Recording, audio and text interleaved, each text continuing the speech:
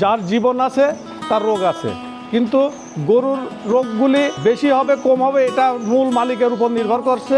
সেটা হলো আপনি আবাসনটা যদি আপনার পক্ষে হয় সেখানে রোগ কম হবে, পরিষ্কার পরিচ্ছন্ন রাখলে রোগ কম হবে, এবং নির্দিষ্ট রোগ আছে যেমন তরকা বাদলা, এফএমডি, এলএসডি, এই রোগগুলির ভ্যাকসিন আছে। আপনি যদি যথা টাইমে এই রোগগুলির জন্য ভ্যাকসিন ব্যবহার করেন, এবং গরুকে সবসময় কৃমিমুক্ত রাখতে হবে। কৃমিযুক্ত গরু সবসময় যে কোনো রোগে আক্রান্ত হয় বেশি। আপনি যদি যথা টাইমে গরুগুলিকে ভ্যাকসিনেশন করান তাহলে গরুগুলি নিরাপদ থাকবে। আরেকটা ব্যাপার আছে, সেটা হলো ব্যাস্টাইসিস রোগ।